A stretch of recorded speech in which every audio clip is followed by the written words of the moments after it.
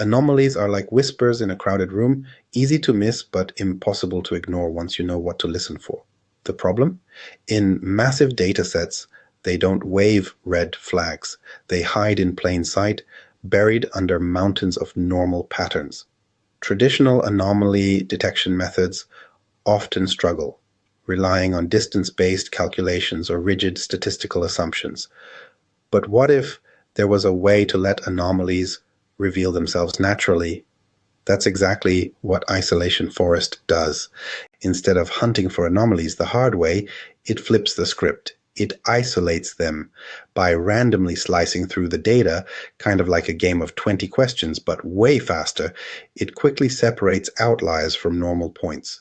The result? Anomalies stand out because they require fewer splits to be isolated. It's simple, elegant, and shockingly efficient. In this guide, we're diving deep into the mechanics of Isolation Forest, how it builds its trees, why randomness is its secret weapon, and how it stacks up against other anomaly detection techniques. We'll explore real-world applications from fraud detection to cybersecurity and even get hands-on with Python implementation.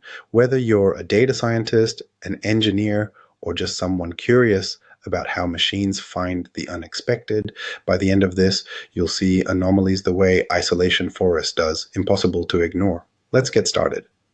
Anomalies in data are like hidden glitches in a system, rare, unpredictable, and often critical to detect. Whether it's fraudulent transactions, cyber intrusions, or medical abnormalities, spotting outliers can mean the difference between prevention and disaster.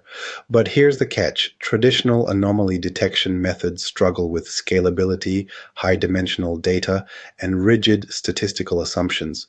Enter Isolation Forest, a revolutionary approach that flips the script on anomaly detection.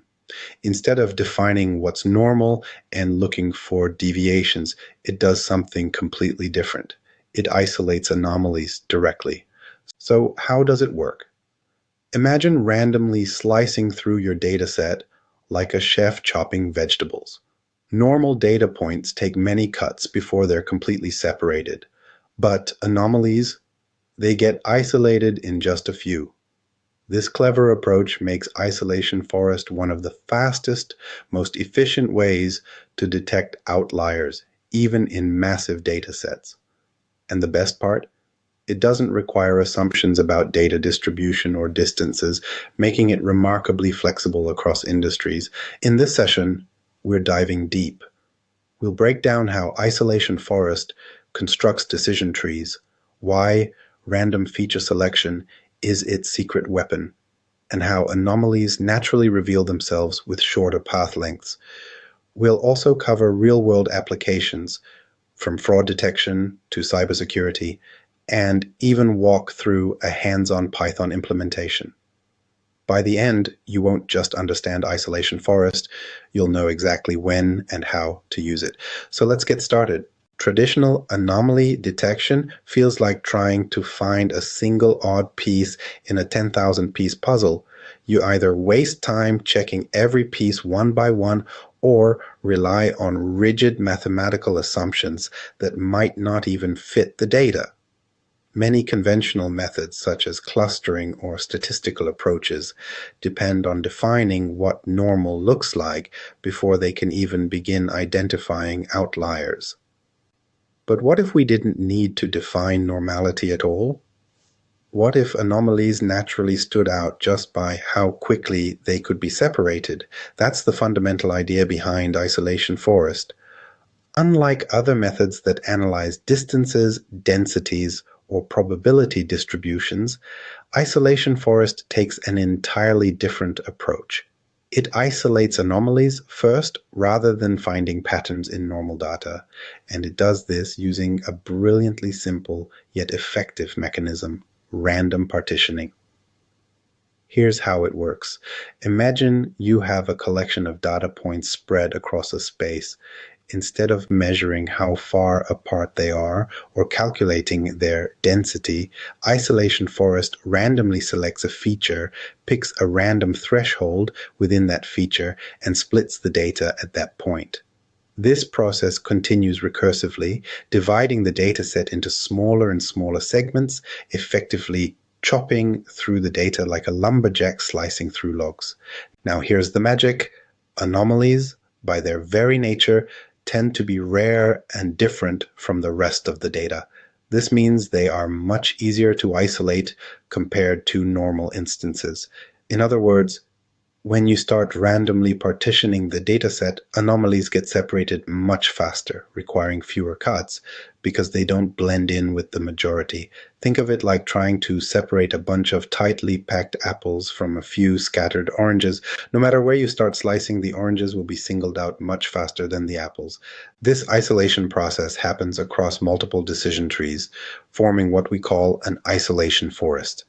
Each tree isolates data points independently, and when you aggregate the results, you get an anomaly score, a measure of how easily each instance was separated. Points that required very few splits across all trees are highly likely to be anomalies. Why is this so powerful? First, it's incredibly fast. Unlike density-based methods, which struggle with large datasets, isolation forest runs in linear time, making it scalable even for millions of data points. Second, it works well in high-dimensional spaces where traditional distance-based methods fall apart. And third, it requires no prior assumptions about the data distribution, making it one of the most flexible anomaly detection techniques available. But how exactly do these trees work? How does random feature selection contribute to its efficiency? That's what we'll uncover next as we dive into the building process of an isolation forest and why randomness is its secret weapon. Why is this so powerful? First, it's incredibly fast. Unlike density-based methods, which struggle with large datasets, isolation forest runs in linear time, making it scalable even for millions of data points. Second, it works well in high-dimensional spaces where traditional distance-based methods fall apart. And third, it requires no prior assumptions about the data distribution, making it one of the most flexible anomaly detection techniques available. But how exactly do these trees work? How does random feature selection contribute to its efficiency? That's what we'll uncover next as we dive into the building process of an isolation forest and why randomness is its secret weapon. So, how do we build these trees?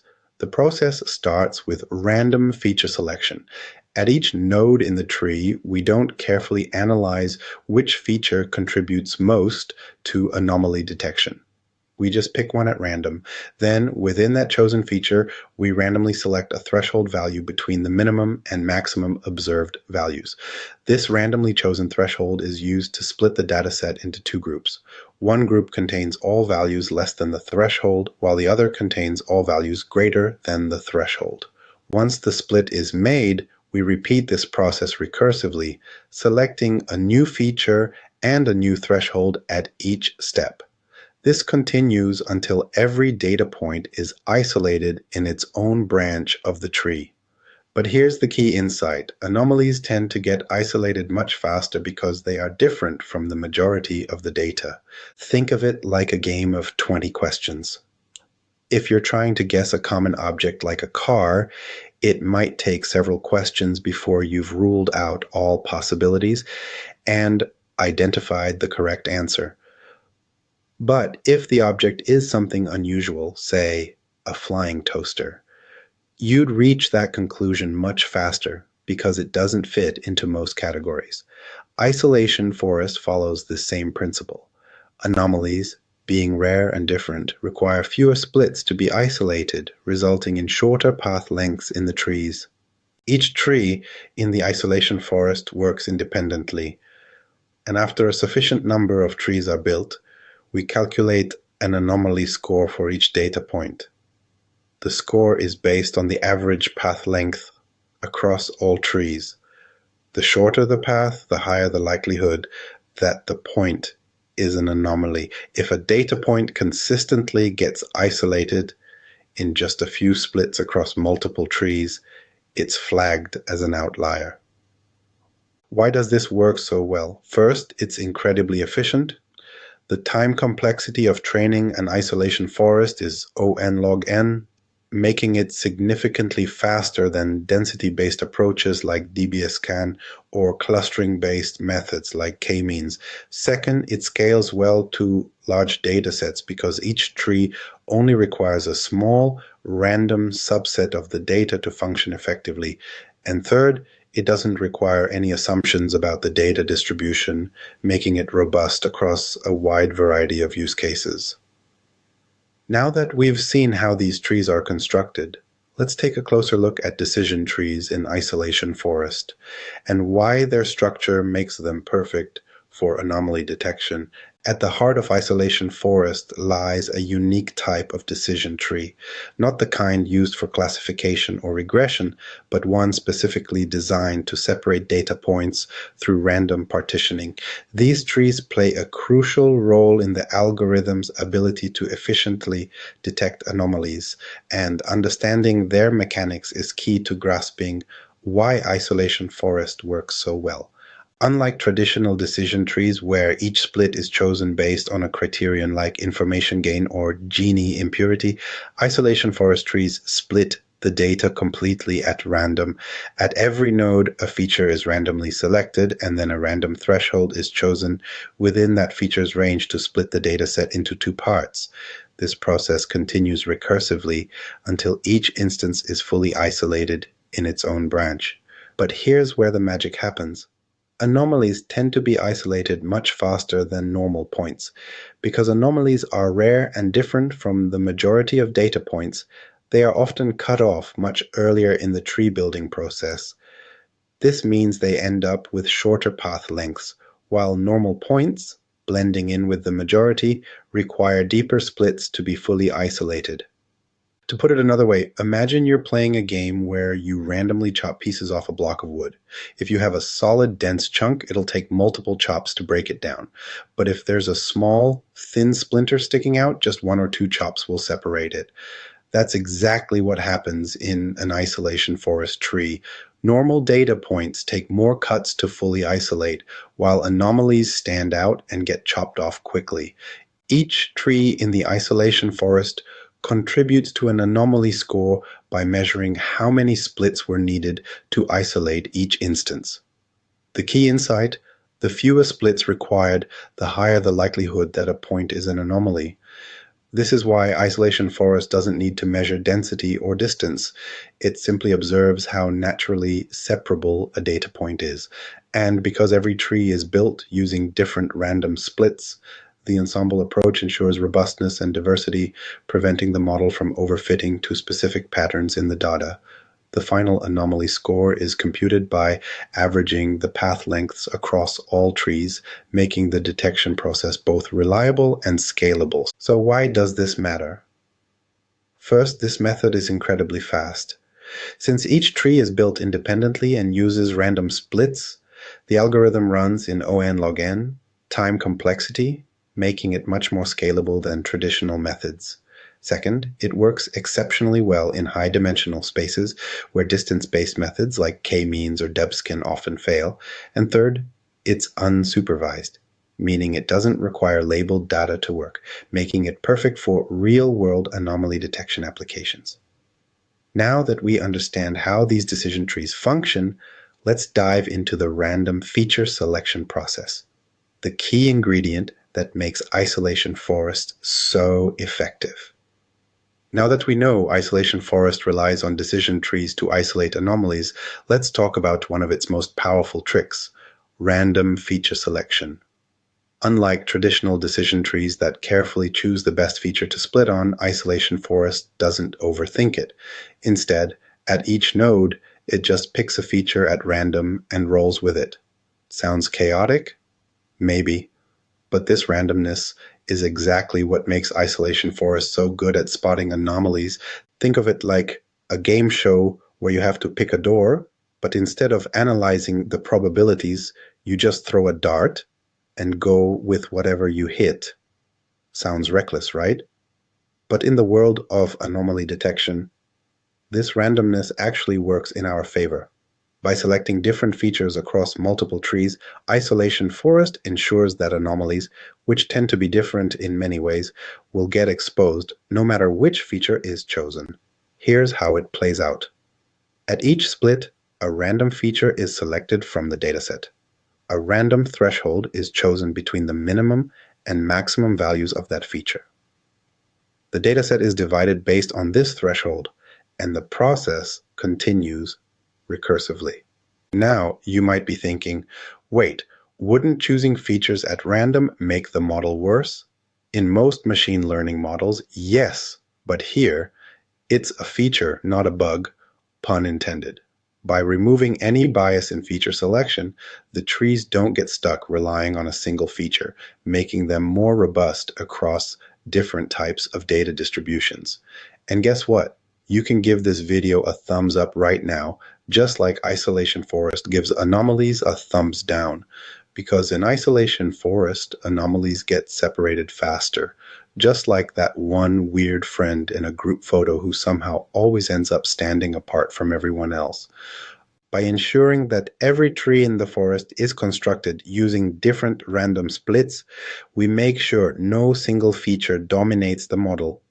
This also helps the algorithm remain effective across different datasets, even when some features are noisy or irrelevant. So, randomness isn't just luck, it's a strategy.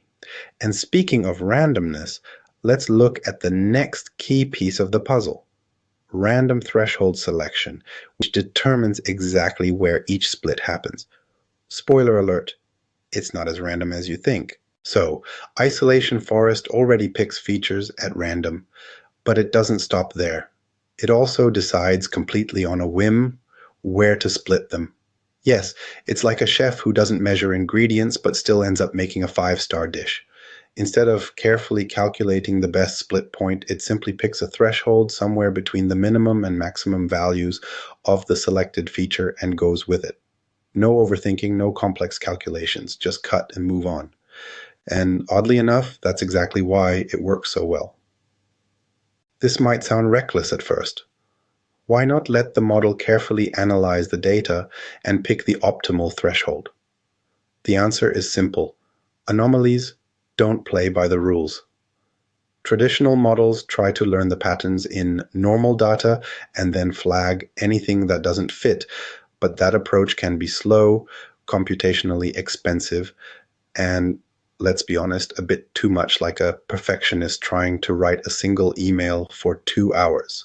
Isolation Forest, on the other hand, embraces randomness, and because anomalies are naturally different from the majority of the data, they'll stand out no matter where the split happens. The unusual points get separated quickly, while the normal ones keep blending in and taking longer to be fully isolated. Think of it like randomly chopping up a loaf of bread. Most slices will look pretty much the same, no matter where you cut. But if there's a weirdly thick slice, or one that's half burnt, or maybe one with raisins when the rest are plain, no matter where you slice, that odd piece is going to stand out. That's exactly how Isolation Forest works. Every random cut makes anomalies easier to spot because they simply don't fit in. And here's the best part. Since these splits happen across multiple trees, the randomness actually becomes an advantage. Each tree makes its own set of cuts, independent of the others, and by the time all the trees have done their job, the anomalies have been consistently isolated across many of them. This makes the model robust, preventing it from getting too attached to any single pattern. It's like if you asked 5 different people to describe a suspicious character they saw. If they all mention the same weird detail, you know you've found something worth looking into. At the end of the day, this randomness isn't just a quirky design choice. It's what allows Isolation Forest to be one of the fastest and most scalable anomaly detection methods out there. It doesn't waste time fine-tuning splits or over-analyzing data. It just keeps cutting until everything is separated. And since anomalies get isolated faster than normal points, the algorithm naturally produces an anomaly score without ever needing to define what normal looks like. It's elegant, it's efficient, and frankly, it's a bit of a rebel in the machine learning world. Now that we've seen how randomness plays a role in selecting features and thresholds, it's time to put it all together and look at the full isolation process. This is where the real magic happens. So let's see how all these pieces come together to create an anomaly detection powerhouse. Isolation forest isn't just about randomly picking features and thresholds.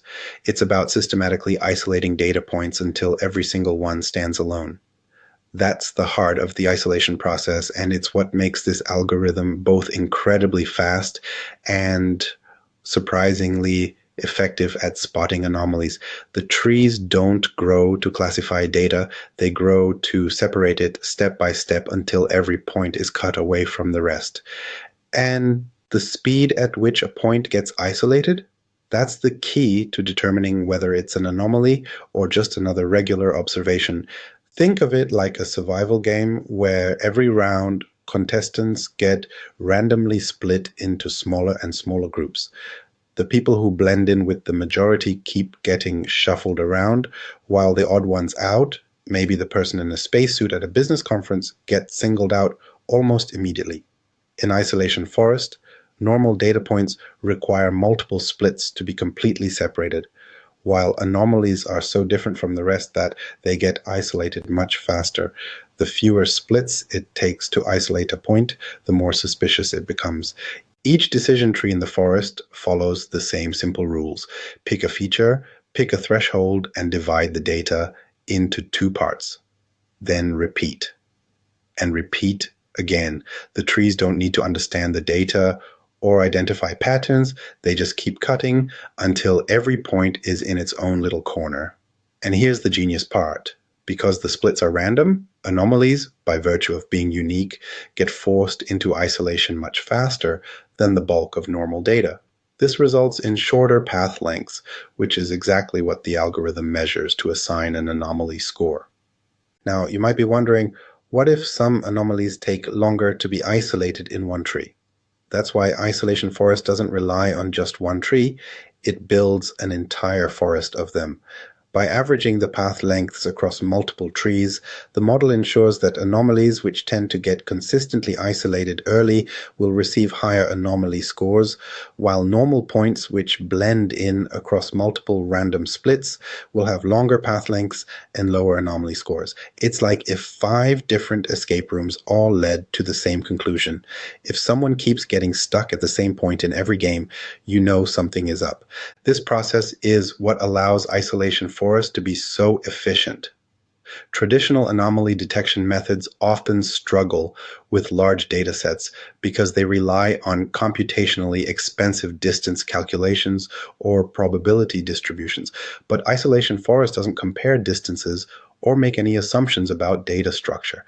It just keeps slicing the data until everything is isolated. This gives it linear time complexity, making it much faster than many alternative methods, even when working with massive data sets. So, now that we've seen how the trees isolate anomalies, the next question is, how do we actually score these anomalies? That's where path length evaluation comes in, and it's the key to making sense of everything we've built so far. Let's dive into that next. Some things in life take longer than others. Cooking a steak, a few minutes. Smoking a brisket, half a day. Spotting an anomaly in a data set. Well, that depends on how quickly it gets isolated, and that's exactly what path length measures in isolation forest, how many splits it takes before a data point is completely separated from everything else. The shorter the path, the more likely it is that we've found something unusual. This is where isolation forest really flexes its muscles. Unlike traditional anomaly detection methods that rely on density or distance calculations, this algorithm doesn't need to know how close points are to each other or how common a pattern is. It simply counts how fast a point gets isolated across multiple trees. If a point consistently gets cut off in just a few splits, that's a red flag. It's behaving differently from the rest of the data. If it takes many splits to fully separate, it's probably just another normal observation blending in with the majority. Think of it like playing a game of Guess Who, with a group of people. If someone has bright green hair, you can eliminate them from the group almost instantly because they stand out. But if everyone looks fairly similar, you'll need to ask a lot more questions before you can isolate a specific person. In the world of Isolation Forest, anomalies are like that person with green hair. They get singled out fast. The key insight here is that anomalies naturally have shorter average path lengths compared to normal data points. When we build multiple trees, we average the path lengths for each instance across the entire forest.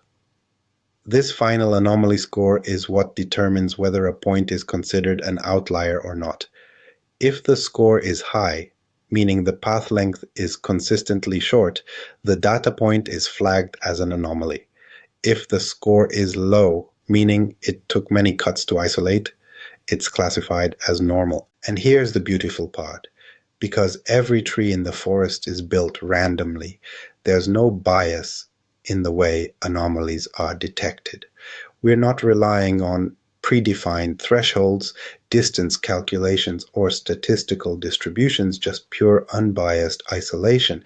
This makes Isolation Forest highly effective across different types of data, even when dealing with high-dimensional spaces where other methods struggle. So far, we've seen how anomalies get isolated, but why does this approach work so well in practice? That's where the true advantages of Isolation Forest come into play, and trust me, there are plenty of reasons why it's one of the most efficient anomaly detection methods out there. Let's break them down next. When it comes to anomaly detection, most methods are either too slow, too complex, or too dependent on assumptions about the data.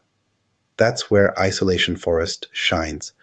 It's fast, scalable, and completely unsupervised, meaning it doesn't need labeled data or predefined thresholds to work. Instead of carefully measuring distances, calculating probabilities, or clustering data, it takes the simplest, most direct approach. Just keep splitting until everything is isolated. And somehow, that simplicity makes it one of the most powerful anomaly detection tools available. One of its biggest strengths is speed. Traditional methods, like density-based or clustering techniques, often struggle with large data sets because they require expensive computations. But Isolation Forest runs in linear time, making it orders of magnitude faster. Whether you're working with thousands or millions of data points, it scales effortlessly, handling high-dimensional data sets with ease. Unlike methods that require careful feature engineering or pre-processing, Isolation Forest just needs numerical data. It doesn't care about the shape or distribution. Another key advantage is its robustness to noise and irrelevant features. Since it selects features randomly, no single feature can dominate the model. This randomness actually helps, preventing overfitting and ensuring that anomalies stand out based on their overall uniqueness rather than any one specific characteristic. If one feature is noisy or misleading, it won't affect the entire forest because each tree makes independent decisions. Then there's the unsupervised nature of the model. Many machine learning techniques require labeled data, which can be difficult or even impossible to obtain for anomaly detection. But Isolation Forest works completely unsupervised, making it ideal for applications where anomalies are rare, unpredictable, or simply unknown in advance.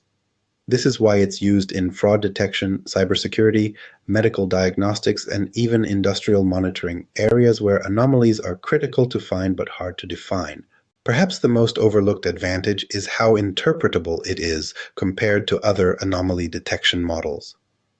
While deep learning or statistical techniques can feel like black boxes, Isolation Forest provides a clear, logical mechanism for why a point is considered an anomaly. It gets isolated faster than others. Instead of relying on complex mathematical transformations, it follows an intuitive process. If a data point is frequently separated early, it's likely an anomaly. With all these benefits, Isolation Forest might seem like the perfect solution for anomaly detection. But like everything in machine learning, it comes with its own set of limitations and challenges. No algorithm is perfect, and understanding when and where isolation forest might struggle is just as important as knowing its strengths. So let's take a closer look at where this method can fall short and what to watch out for when using it in real-world applications. No model is perfect, and isolation forest is no exception. While it's fast, scalable, and great at catching anomalies, there are a few situations where it might not perform as well as expected. Understanding these limitations is crucial because knowing when not to use a model is just as important as knowing when it's the best tool for the job. One of its biggest challenges is high-dimensional data. As the number of features increases, the effectiveness of random splits starts to break down. In lower dimensions, random partitioning works well because anomalies naturally stand out. But in high-dimensional spaces, where every data point starts looking unique in some way, isolation becomes less meaningful. This is often called the curse of dimensionality, and it can make anomaly detection harder because distances and separations lose their intuitive meaning. In these cases, applying dimensionality reduction techniques like PCA before running isolation forest can sometimes help.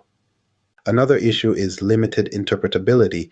While isolation forest is more transparent than deep learning-based models, it's still an ensemble method, meaning it relies on multiple trees rather than a single, clear decision rule. If someone asks, "Why was this transaction flagged as fraudulent?" or "Why was this machine failure classified as an anomaly?"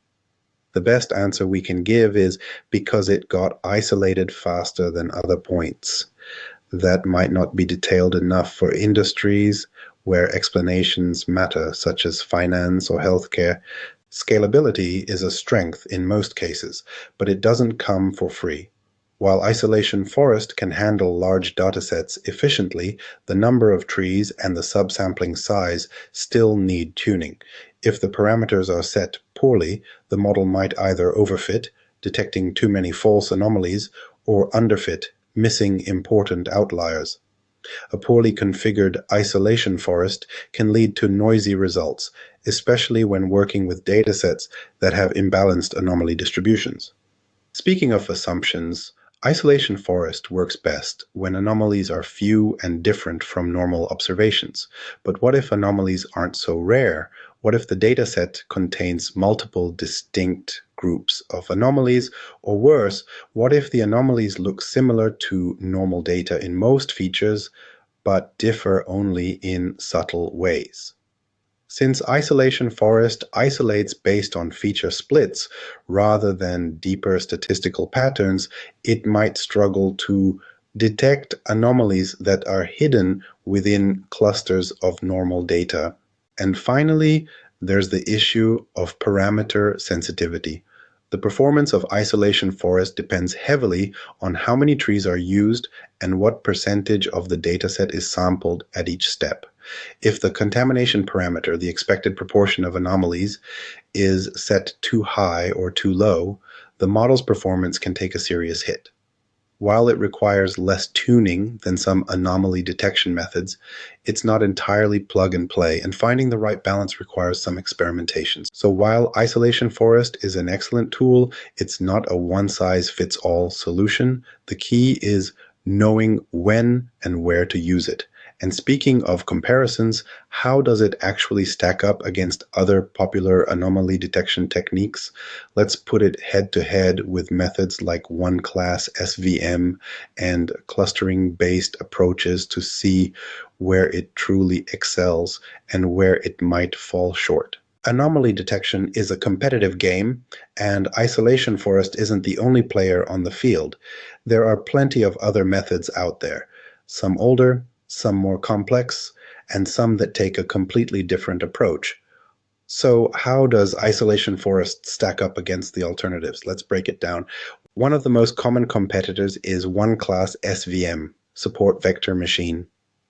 This method takes a boundary-based approach, trying to learn the shape of normal data and then flagging anything that falls outside that boundary as an anomaly. It works well when the dataset is clean and low-dimensional, but it has some serious drawbacks. First, it doesn't scale well. As the dataset grows, one class SVM slows down significantly. Second, it relies heavily on tuning hyperparameters, which can be tricky. If the decision boundary is set too tight, it might classify normal points as anomalies. If it's too loose, actual outliers might slip through undetected. Compared to that, Isolation Forest is faster, requires less tuning, and scales to much larger datasets. Another popular option is clustering-based methods, like dbscan or k-means. These work by grouping similar points together and treating anything that doesn't belong to a group as an anomaly. Sounds logical, right? But here's the problem. Clustering assumes that normal data naturally forms clusters, which isn't always the case. If the data doesn't have a well-defined structure, clustering methods can break down quickly.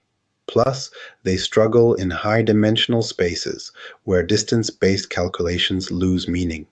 Isolation Forest, on the other hand, doesn't rely on distance or density, so it works even when data is messy and doesn't follow clear patterns. Then there are statistical methods which look for anomalies by identifying points that fall too far from the mean in a normal distribution. The issue here is obvious. Real-world data is rarely perfectly normal. If the dataset contains multiple distributions or if anomalies don't follow a simple pattern, statistical methods can fail completely. Isolation Forest doesn't care about distributions at all, making it much more flexible. So where does Isolation Forest win? Speed, scalability, and ease of use. It doesn't rely on complex mathematical transformations, it doesn't need an assumption about the data's shape, and it works well on high-dimensional datasets.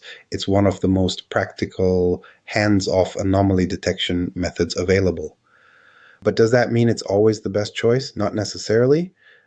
If the anomalies are subtle and embedded within clusters, clustering-based methods might do better.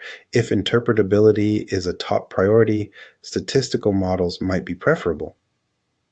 And if the dataset is small and well-structured, one-class SVM could still be useful. The bottom line? There's no one-size-fits-all solution in anomaly detection.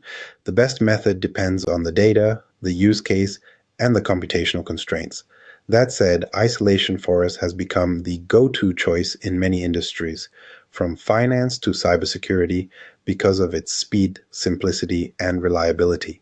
And speaking of industries, let's take a look at how Isolation Forest is actually being used in the real world.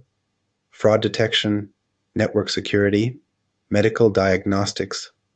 This model isn't just theoretical. It's already working behind the scenes in some of the most critical applications. Let's dive into some real-world use cases. Anomaly detection isn't just a theoretical problem. It's something businesses, governments, and researchers deal with every single day. And Isolation Forest, it's already working behind the scenes in some of the most critical industries, whether it's stopping fraud, catching cyber threats, or identifying medical conditions before they become serious. This model has found its way into a surprising number of real-world applications.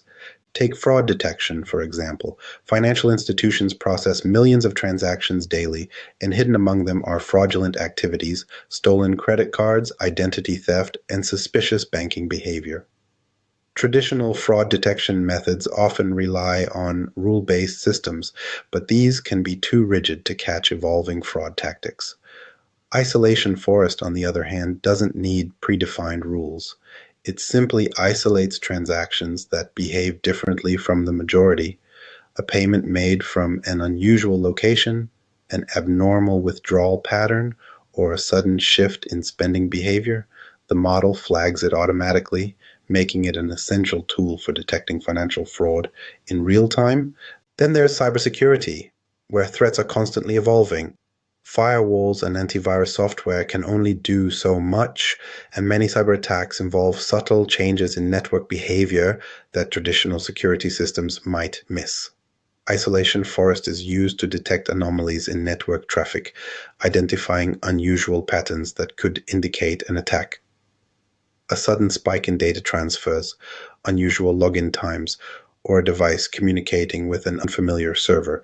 These are all behaviors that might go unnoticed in a rule-based system, but stand out immediately in an isolation forest model. In healthcare, early detection can mean the difference between life and death. Hospitals and research institutions use isolation forest to identify abnormalities in patient data.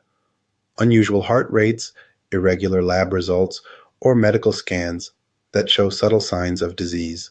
Instead of relying on human interpretation alone, which can be slow and inconsistent, anomaly detection models help flag potential issues for doctors to review.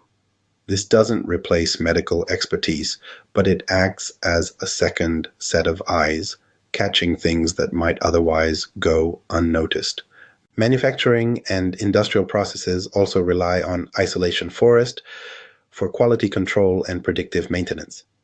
Imagine a production line where thousands of products are being assembled every hour. Most defects are rare, making them hard to spot manually. Isolation forest can scan sensor data from machines, detect unusual vibrations or temperature fluctuations, and predict when equipment is likely to fail.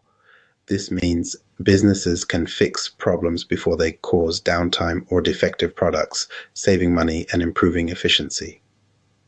And these are just a few examples. From detecting money laundering to spotting unusual customer behavior in e-commerce, isolation forest has found its way into countless industries where anomalies need to be identified quickly and efficiently. But here's the thing, just throwing an isolation forest at your data isn't enough. To get the best results, you need to tune the model properly, adjusting key parameters to fit your specific dataset. Get it right, and you'll detect anomalies with precision. Get it wrong, and you might end up with too many false positives or miss critical outliers. So let's talk about parameter tuning. What works, what doesn't, and how to optimize isolation forest for maximum accuracy. Isolation forest is powerful right out of the box, but to get the best results, it needs a little fine tuning. Just like a car engine runs better when it's properly calibrated, isolation forest performs best when its parameters are adjusted to match the dataset. If the settings are off, you could end up with too many false positives, missing real anomalies, or even making the model useless. So how do we fine-tune it for optimal performance? The first major parameter is N estimators, which controls how many trees are in the forest. More trees mean better stability, but at the cost of increased computational time. If there are too few trees, the model might be too sensitive to randomness and give inconsistent results. The sweet spot usually falls somewhere between 100 and 500 trees, depending on the dataset size. Next, there's max samples, which determines how many data points each tree sees.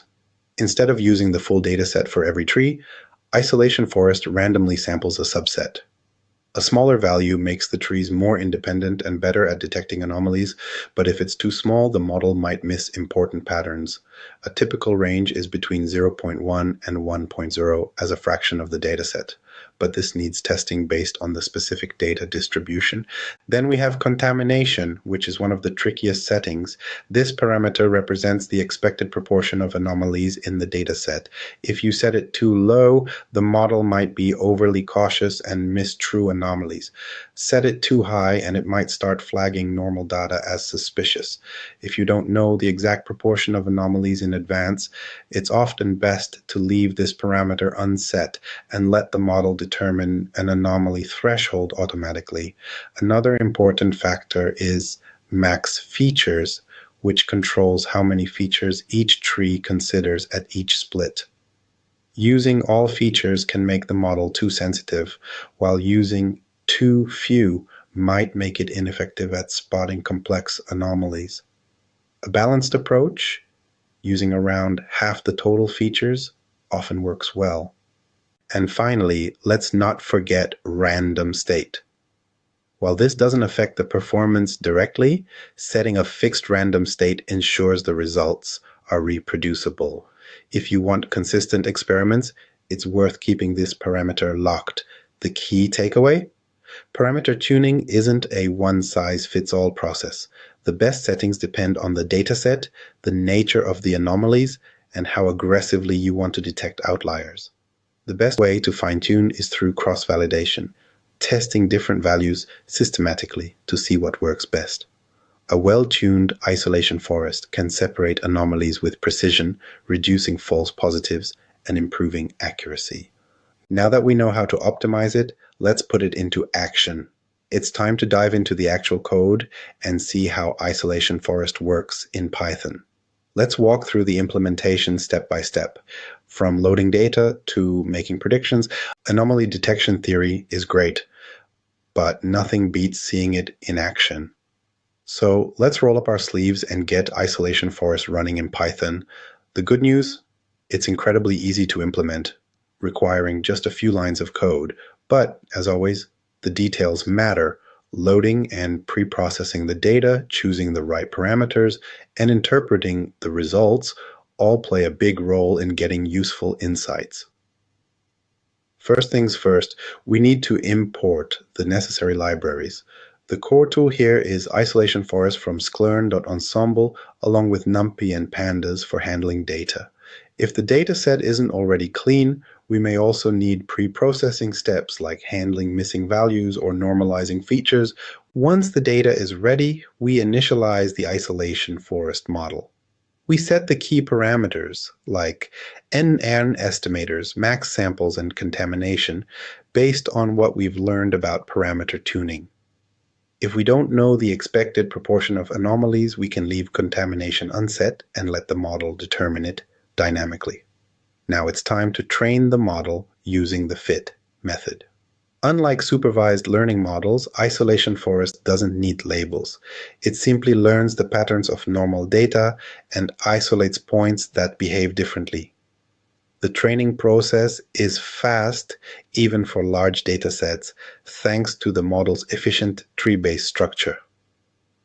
Once the model is trained, we can predict anomalies using predict. The output is simple. Normal points get a label of 1, while anomalies are labeled as 1. To make things more interesting, we can also extract anomaly scores using the decision function, which tells us how isolated each point is. A lower score means a higher likelihood of being an anomaly. With the predictions in hand, we can visualize the results. A scatter plot works well. Plotting the normal points in one color and anomalies in another helps us see patterns in the data. If we're dealing with high-dimensional data, reducing it to 2 dimensions using PCA before plotting can make the visualization much clearer, and just like that, we've built a working anomaly detection system. But implementation is only the first step. How well does it actually work in real-world scenarios?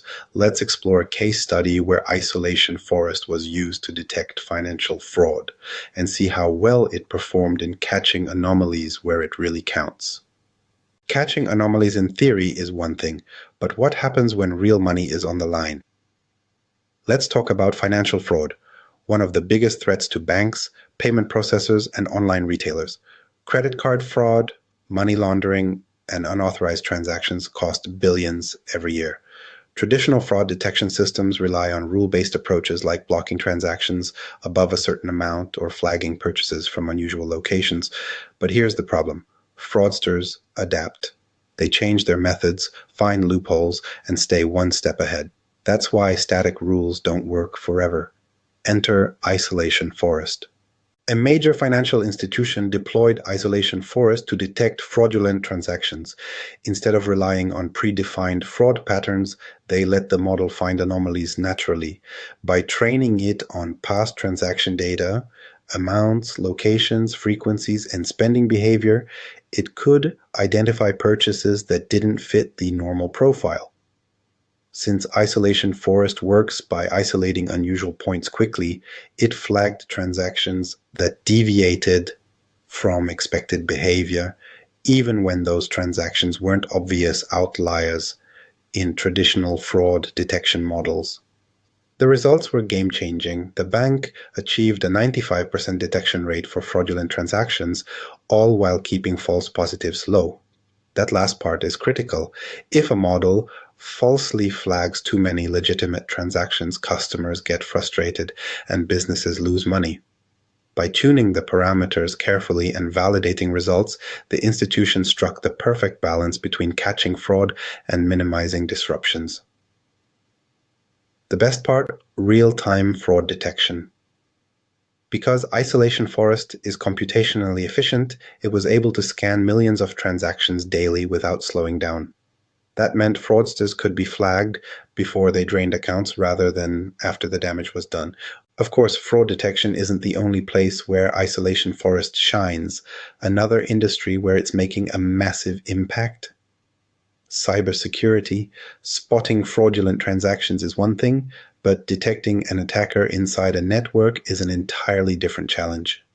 Next up, let's see how Isolation Forest is used for network intrusion detection, keeping hackers out and systems safe. Cybersecurity is a constant battle. Every day, attackers try to slip past firewalls, exploit system vulnerabilities, and move undetected through networks. The scary part, many breaches don't happen with obvious brute force attacks. Instead, they involve subtle, low-profile anomalies, small spikes in data transfers, slightly unusual login times, or unexpected connections to unfamiliar servers. Traditional security tools like signature-based detection systems work well for known threats, but they struggle with zero-day attacks and sophisticated intrusions. That's where Isolation Forest comes in. A major enterprise dealing with sensitive customer data was facing an increasing number of cyber threats. They needed a way to detect suspicious activity in real time without relying on predefined attack signatures. Instead of waiting for a known exploit to trigger an alert, they deployed Isolation Forest to analyze network traffic patterns and identify anomalies that could indicate a potential breach. The model was trained on historical network logs, learning how normal data flows looked, who accessed what servers, at what times, how much data was typically transferred, and which processes were regularly running. Once deployed, it started flagging behavior that stood out: a sudden increase in outbound data from a single machine, a login attempt at 3 a.m. from an IP address that had never been used before, a device communicating with an unusual port. These weren't obvious red flags in isolation, but collectively they painted a picture of potential unauthorized access. One real-world case stood out. An internal system that had been operating normally for months suddenly started sending large amounts of data to an external server at odd hours. No traditional security tool flagged it because the transfers weren't large enough to trigger predefined alerts, and the connection wasn't blacklisted. But Isolation Forest caught it. The activity was anomalous. It didn't match normal usage patterns, and it was quickly flagged for investigation. When the security team dug deeper, they discovered an insider threat, an employee who had planted an unauthorized script to extract data in small bursts over time to avoid detection. Thanks to Isolation Forest, the breach was identified before significant damage was done. Another major win was identifying compromised accounts. Attackers who gain access to credentials often try to mimic normal behavior to avoid triggering alarms, but while a hacker may try to blend in, they can't replicate all behavioral patterns perfectly. Isolation Forest detected subtle anomalies in login behavior, employees logging in from unexpected locations, accounts accessing systems they had never interacted with before, or small timing discrepancies in routine tasks. Even when the difference was subtle, the model picked up on it and flagged the account for further investigation. What made Isolation Forest so valuable in this cybersecurity use case was its unsupervised learning approach.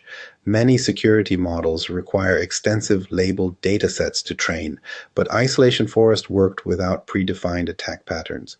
It simply learned what normal looked like and flagged anything that deviated too much. This made it especially powerful for detecting new, evolving threats, even when no known attack signatures were available. With cyber threats growing more sophisticated every day, organizations can't afford to rely solely on traditional security tools. Isolation Forest adds an extra layer of protection. catching anomalies before they escalate into full-scale breaches, and cybersecurity isn't the only high-stakes field where Isolation Forest is making an impact. Up next, let's look at how it's being used in the medical field, where detecting anomalies in patient data can mean the difference between life and death. In cybersecurity, anomalies can signal a breach. In finance, they can mean fraud. But in healthcare, anomalies can be a matter of life and death. The human body generates an incredible amount of data: heart rates, blood pressure, oxygen levels, lab test results, medical imaging scans. Most of the time, these values fall within expected ranges. But when something deviates from the norm, it could be an early warning sign of a serious medical condition. The problem? These anomalies aren't always obvious, and doctors don't have time to manually sift through mountains of patient data. That's where Isolation Forest is making a difference. Hospitals and research institutions are using Isolation Forest to detect hidden abnormalities in patient data, patterns that might otherwise go unnoticed. Instead of relying on predefined thresholds for what's considered normal, the model learns from past patient records, identifying outliers that could indicate medical issues. Unlike rule-based systems that flag values above or below a fixed limit, Isolation Forest takes a more dynamic approach, recognizing when a patient's data behaves differently from the expected pattern. One real-world case involved early detection of sepsis, a life-threatening condition that can escalate rapidly. Sepsis often starts with small, seemingly minor changes in vital signs: slightly elevated heart rate, a subtle drop in oxygen levels, or mild fluctuations in temperature. Individually, none of these would trigger alarms in a traditional monitoring system. But Isolation Forest picked up on the unusual combination of factors, flagging patients who were at risk before their condition became critical. This early warning system allowed doctors to intervene sooner, improving survival rates. Another breakthrough use case was in medical imaging analysis. Radiologists analyzed thousands of scans, searching for irregularities that could indicate tumors, fractures, or internal damage. But what happens when an abnormality is too small or subtle to be easily noticed? A research team applied Isolation Forest to analyze MRI scans, learning the common patterns in healthy tissue and flagging regions that looked different. In many cases, the flagged anomalies led to early-stage diagnoses, giving patients a better chance at successful treatment. Hospitals are also using Isolation Forest for predictive analytics in intensive care units. Monitoring devices generate a constant stream of real-time data: heart rhythms, respiration rates, oxygen saturation levels. The challenge is filtering out the noise while catching critical deviations. Isolation Forest helps by automatically detecting when a patient's vitals start behaving unpredictably, even if they haven't yet crossed traditional danger thresholds. This allows doctors to act proactively, preventing medical crises before they happen. Beyond individual patient monitoring, the model is also being used to detect errors in medical records. Patient data entry errors can lead to incorrect diagnoses or treatment plans. Isolation Forest can scan through medical databases, flagging inconsistencies like sudden weight changes, impossible test results, or duplicate records that might indicate an administrative mistake. The impact is clear. By spotting hidden patterns and flagging medical anomalies before they escalate, Isolation Forest is helping doctors make faster, more accurate decisions. It's not replacing human expertise, but it's augmenting it, acting as a second set of eyes that never gets tired or overlooks subtle details. But healthcare isn't the only field where anomalies matter. In manufacturing and industrial settings, catching an anomaly early can prevent massive financial losses and stop equipment failures before they happen. Let's shift gears and see how Isolation Forest is being used for quality control and predictive maintenance in manufacturing. In manufacturing, every second counts. A small defect in a product, An unnoticed glitch in a machine or a minor fluctuation in sensor readings can snowball into massive financial losses. Factories operate on thin margins, where downtime is expensive and quality control is critical. If an assembly line goes down unexpectedly, production stops, deadlines slip, and costs skyrocket. If a defective product slips through unnoticed, it can lead to recalls, wasted materials, and damage to a company's reputation. The challenge is finding these issues before they become catastrophic. That's exactly where Isolation Forest is proving to be a game changer. Manufacturers are using Isolation Forest for quality control, scanning vast amounts of production data to spot hidden defects before products leave the factory. Traditional quality control methods rely on human inspectors or predefined rules like checking dimensions, weight, or appearance against strict tolerances. But real-world defects aren't always so obvious. A faulty component might technically pass inspection but still fail in real-world conditions. Isolation Forest takes a different approach, learning what normal looks like across multiple features: temperature, pressure, vibration levels, material composition, and flagging anything that deviates too much. One real-world example comes from automotive manufacturing, where Isolation Forest was used to detect microscopic defects in engine components. These parts were visually identical to perfect ones, but their failure rates were significantly higher. Traditional inspection methods missed them, but Isolation Forest flagged them based on subtle variations in production sensor data, slightly different heat signatures, unexpected shifts in machine pressure, or minute differences in assembly time. Catching these defects early prevented costly recalls and improved reliability. But it's not just about catching defects, it's also about preventing failures before they happen. Factories are using Isolation Forest for predictive maintenance, analyzing sensor data from industrial machines to detect early warning signs of equipment failure. Instead of waiting for a machine to break down, causing expensive downtime, companies can fix problems before they escalate. Take a production line with hundreds of moving parts: motors, conveyors, hydraulic systems. Every component generates data: temperature readings, vibration levels, energy consumption. Over time, a pattern of normal behavior emerges. But what happens if one machine starts vibrating slightly more than usual, or a motor begins drawing just a little more power? On its own, it might not seem like a problem, but to Isolation Forest, it's an anomaly, a signal that something isn't right.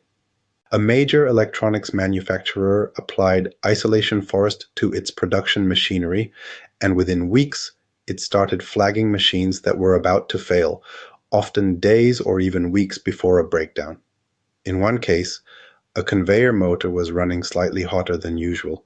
It hadn't failed yet, and no alarms were triggered, but Isolation Forest identified it as an outlier. Maintenance teams investigated and found a hidden issue with the motor bearings, which, if left undetected, would have caused the entire production line to stop. A simple early repair saved thousands of dollars in potential downtime. Another critical use case is supply chain anomaly detection. Manufacturers rely on suppliers for raw materials, and if the materials aren't consistent, it can lead to quality issues down the line. Isolation Forest can analyze material properties, chemical composition, density, strength, and flag shipments that don't match the usual standards, helping companies catch bad batches before they go into production.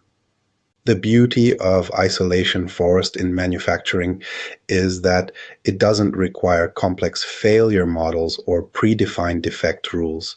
It learns directly from data, adapting to different production environments without needing constant human intervention.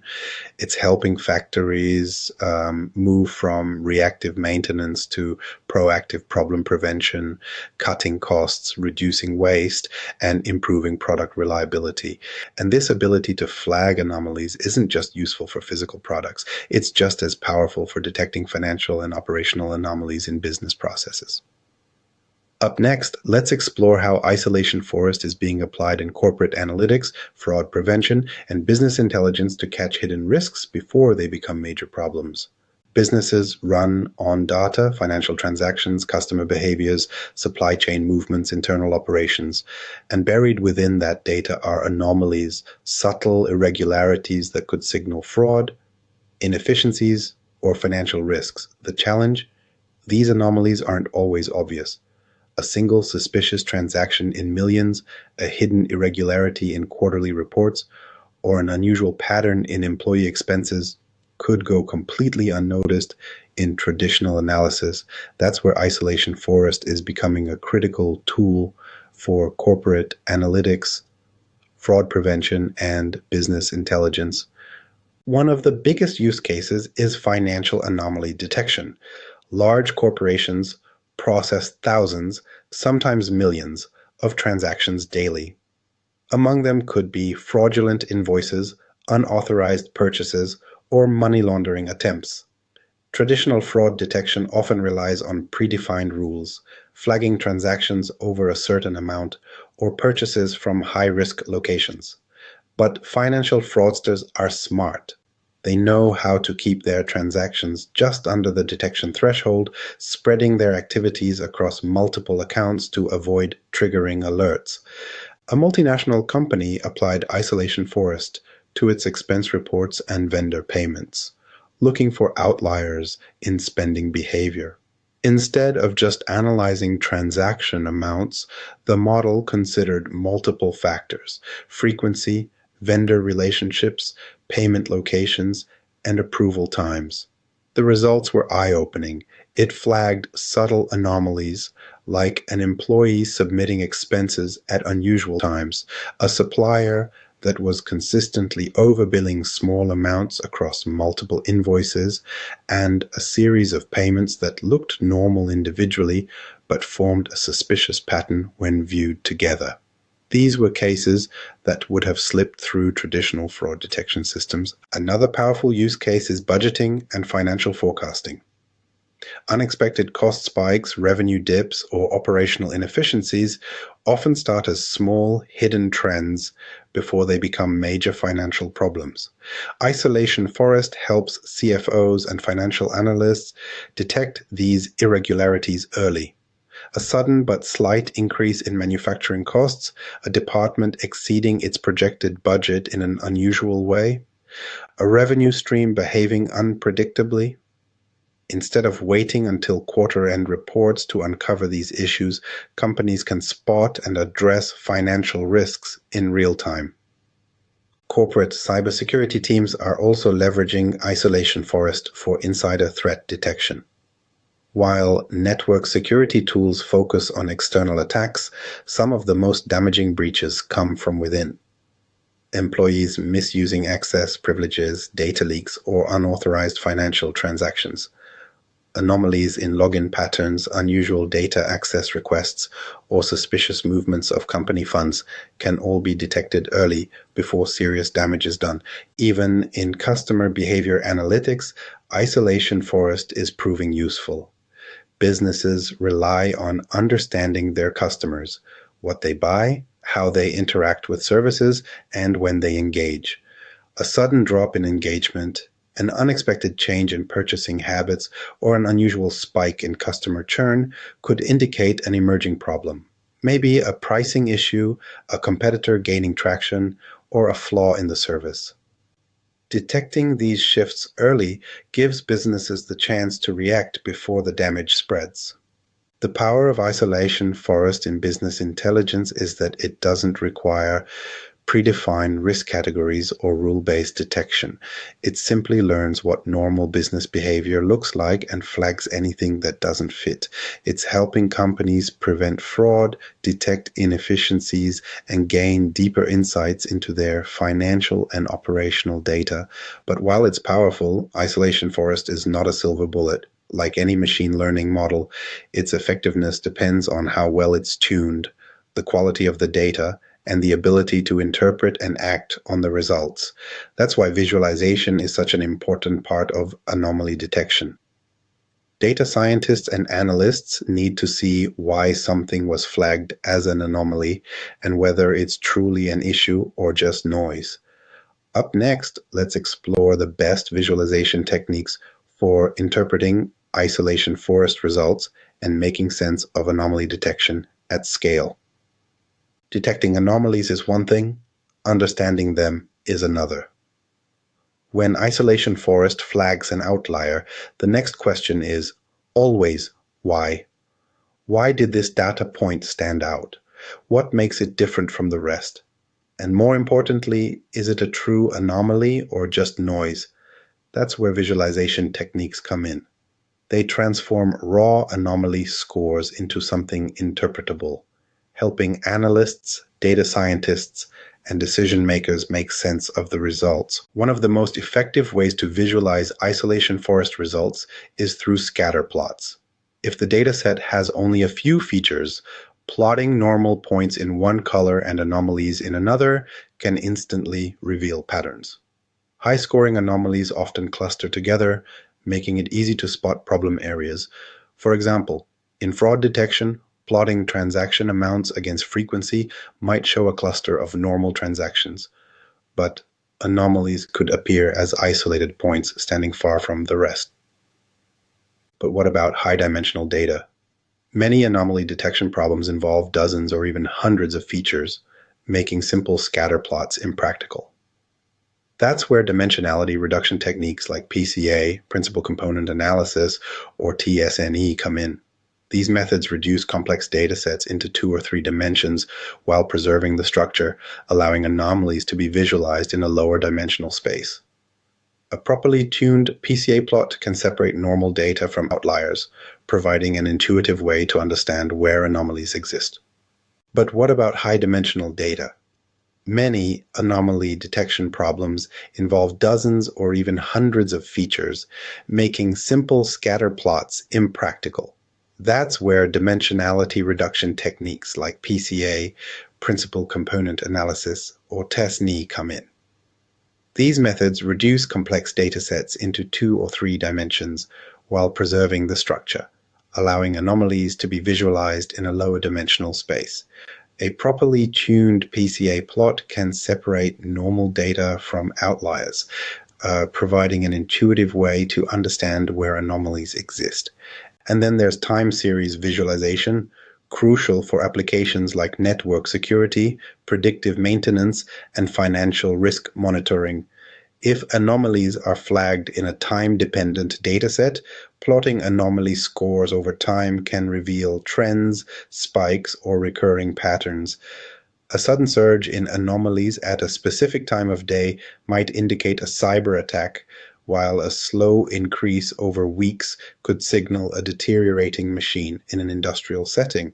The real power of visualization is interpretability. Machine learning models can be complex, but when we see anomalies in a visual format, it becomes easier to ask the right questions. Is this a real anomaly? What might be causing it? Should we investigate further? Good visualization turns raw anomaly detection results into actionable insights, making it possible to separate false alarms from critical issues. At the end of the day, data visualization isn't just about making pretty graphs, it's about making anomaly detection useful. A flagged anomaly means nothing unless it leads to action, whether that's preventing fraud, fixing an equipment failure, or stopping a cyber attack before it spreads. But how do we actually measure how well our isolation forest model is performing? Detecting anomalies is great, but if we're missing important outliers or flagging too many normal points, we need to know.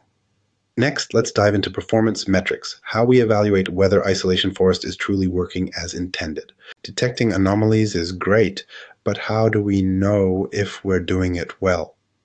Anomaly detection isn't like traditional classification, where we can neatly measure accuracy by comparing predictions to ground truth labels. In many real-world scenarios, we don't actually know which points are true anomalies. If we did, we wouldn't need machine learning to find them in the first place. That's why evaluating isolation forest's performance requires a different approach, using specialized performance metrics that help us understand whether the model is flagging meaningful outliers or just noise. One of the most important metrics is the anomaly detection rate, the percentage of true anomalies that the model successfully identifies. If our dataset has known outliers, such as fraud cases in finance or defective parts in manufacturing, we can measure how well isolation forest recovers them. A high detection rate means the model is effectively isolating unusual points. But if this number is too low, we might be missing important anomalies, making the model unreliable. But detection rate alone isn't enough. What if the model is too sensitive and flags everything as an anomaly? That's where the false positive rate comes in. A high false positive rate means we're incorrectly classifying normal points as outliers, which can cause real-world problems. Imagine a fraud detection system that flags thousands of legitimate transactions every day.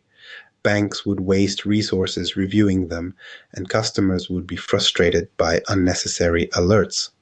A good isolation forest model balances high detection with a low false positive rate, ensuring that the anomalies it identifies are actually worth investigating. To get a more complete picture, we often use precision, recall, and the F1 score, three standard metrics in machine learning. Precision measures how many of the flagged anomalies are actually true anomalies, while recall measures how many of the real anomalies in the dataset were successfully detected. The F1 score is the balance between the two, helping us understand if the model is skewed too far in either direction. Another powerful evaluation tool is path length analysis. Since isolation forest determines anomaly scores based on how quickly points get isolated in the trees, analyzing the average path length for normal data versus anomalies can tell us how well the model is differentiating between the two. If anomalies consistently have much shorter path lengths than normal points, it's a sign that the model is working correctly. If labeled anomalies are available, we can also use the receiver operating characteristic, ROC curve, and the area under the curve, AUC score, to measure how well isolation forest separates normal and abnormal points. A higher AUC score means the model is effectively distinguishing between the two classes even if the dataset is imbalanced. But here's the real challenge. Not every anomaly is truly an anomaly in the way we expect. Some flagged points might be edge cases. They look different from the rest of the data, but they aren't actually problematic.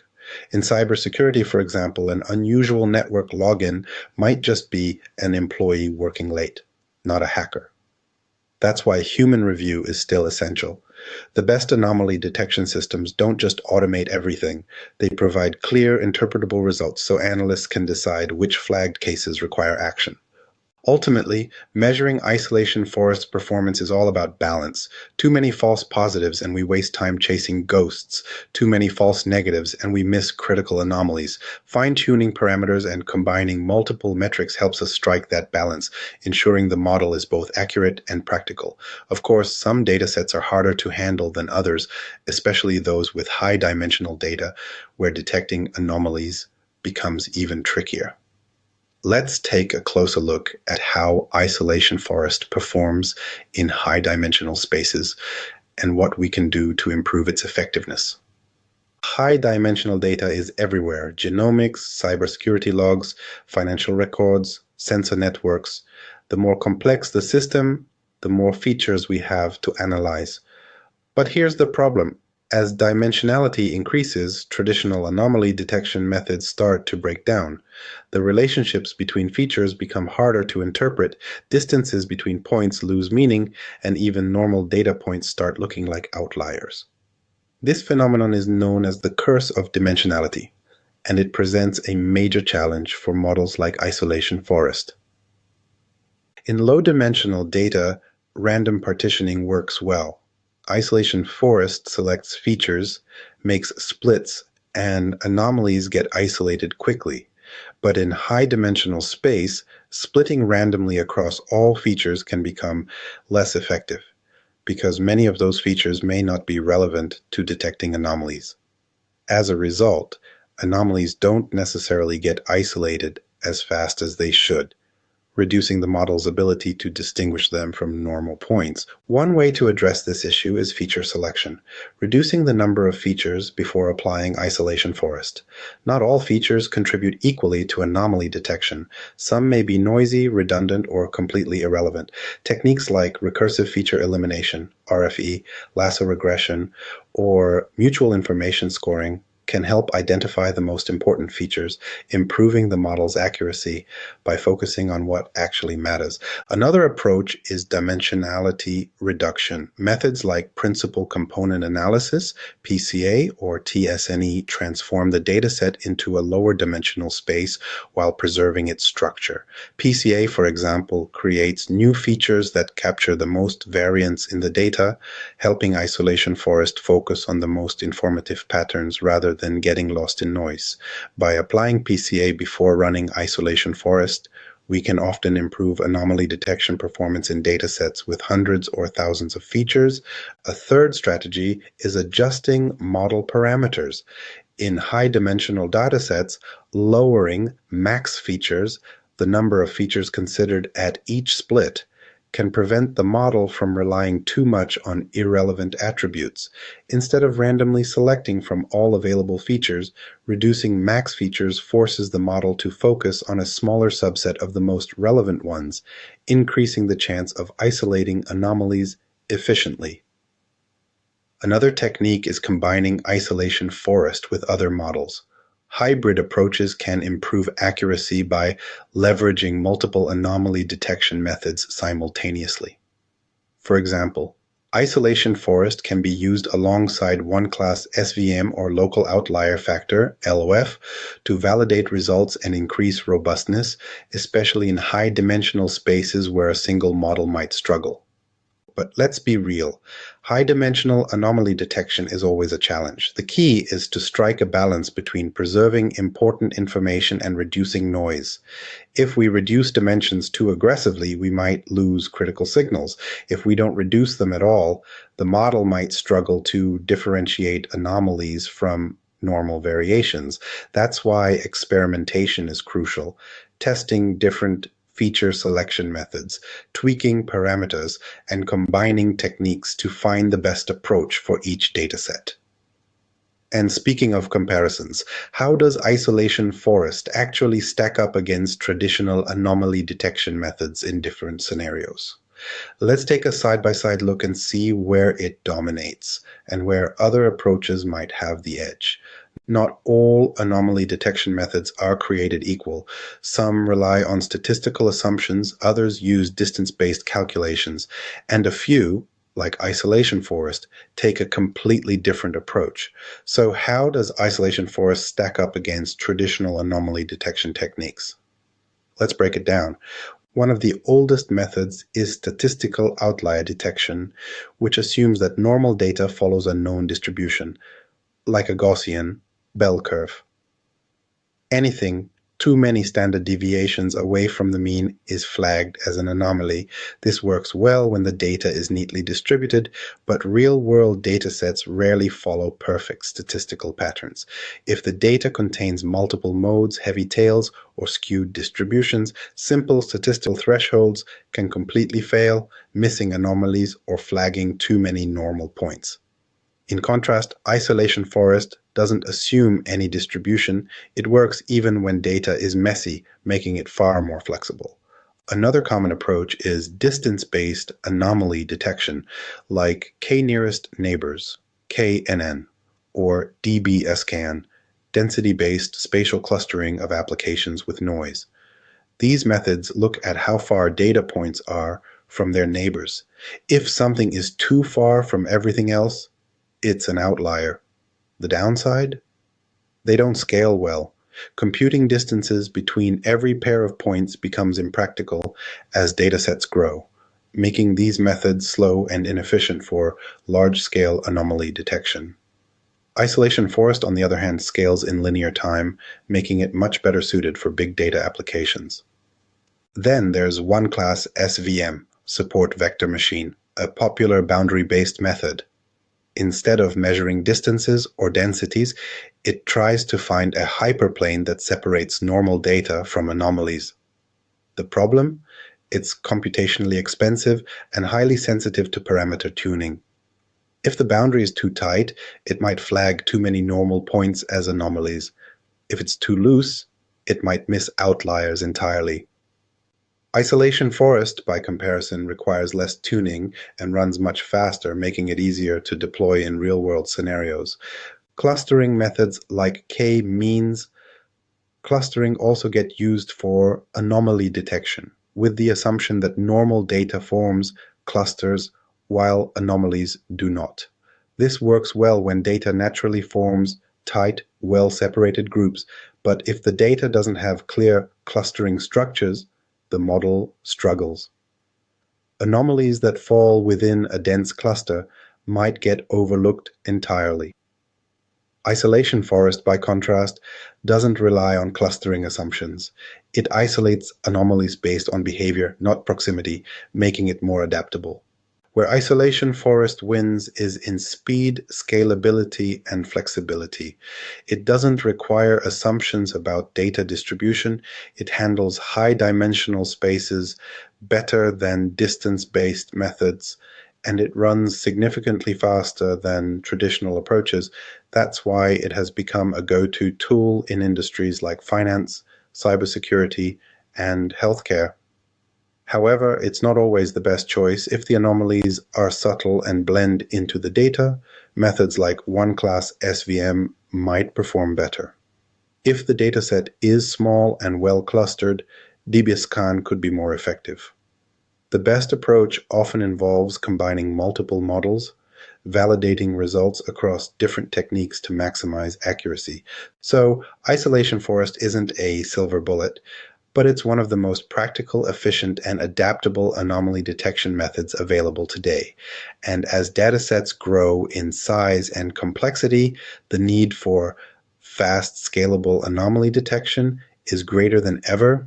That's why it's being integrated into big data environments where massive volumes of information need to be monitored for anomalies in real time.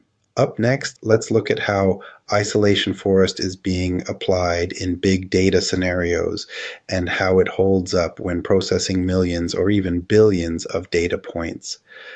Big data isn't just about having lots of information. It's about being able to make sense of it in real time. Businesses, security systems, and financial institutions deal with millions or even billions of data points every day, and hidden within that flood of information are critical anomalies.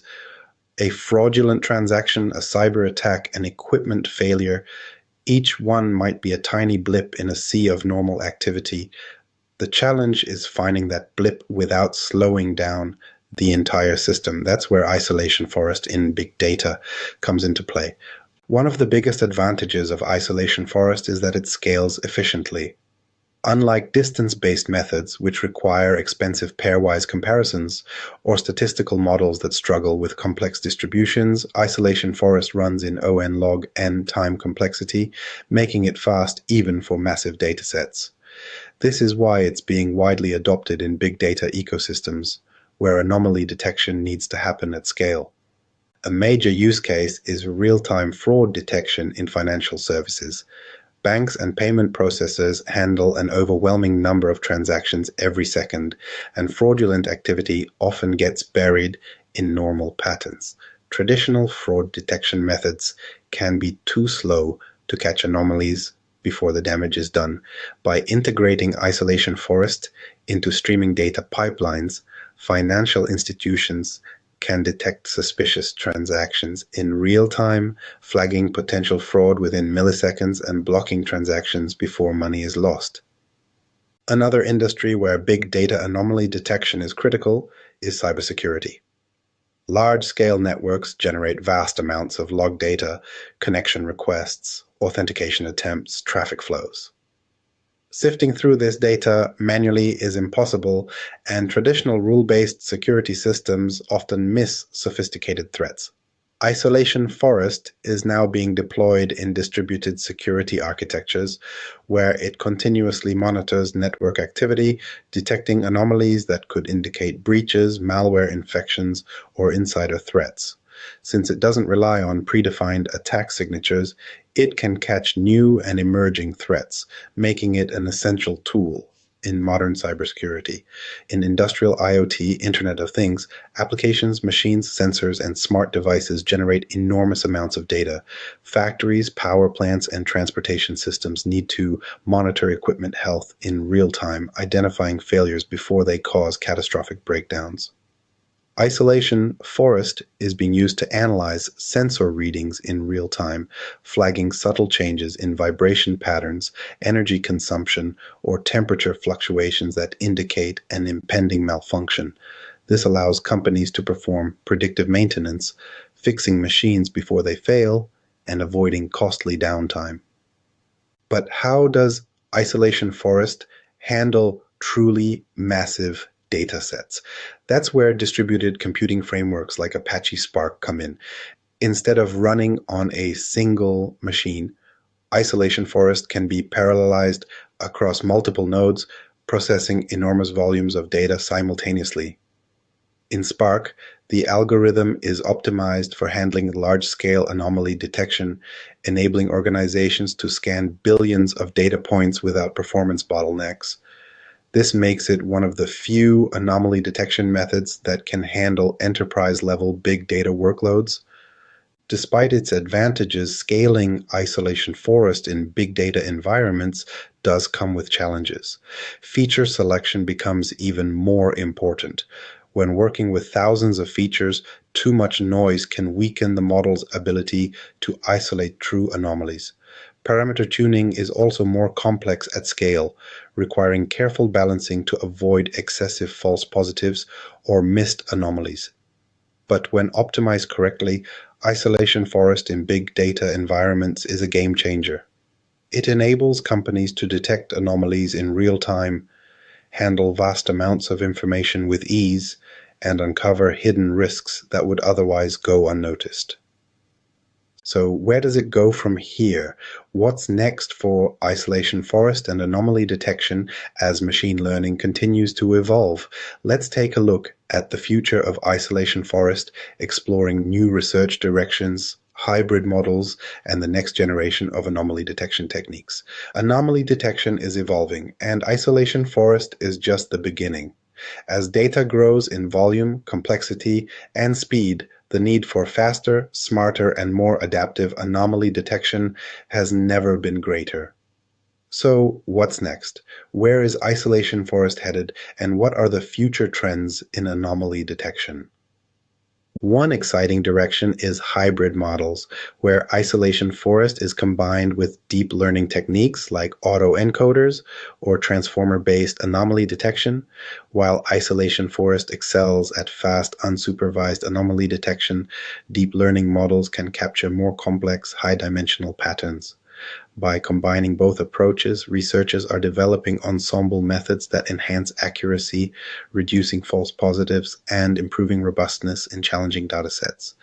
Another frontier is real-time adaptive anomaly detection. Traditional machine learning models, including Isolation Forest, are typically trained on historical data, meaning they can become outdated as patterns change. But in dynamic environments, like cybersecurity, finance, and industrial IoT, anomalies evolve. The next generation of Isolation Forest models is being designed to continuously learn and update in real time, adjusting thresholds and anomaly scores based on new data streams. This could make the model even more effective in detecting emerging threats, fraud schemes, and equipment failures. There's also a growing focus on explainability and interpretability. One of the biggest criticisms of anomaly detection models, Isolation Forest included, is the challenge of explaining why a point was flagged as an anomaly. Future versions of Isolation Forest could incorporate explainable AI, XAI techniques, offering clearer insights into what features and patterns contributed most to an anomaly score. This would make anomaly detection more actionable, especially in industries where human oversight is crucial. Another challenge researchers are tackling is handling extreme high-dimensional datasets. While Isolation Forest performs well in many cases, its efficiency decreases when dealing with thousands of features. Future developments may include adaptive feature selection techniques that automatically prioritize the most relevant attributes, reducing noise and improving accuracy in massive datasets.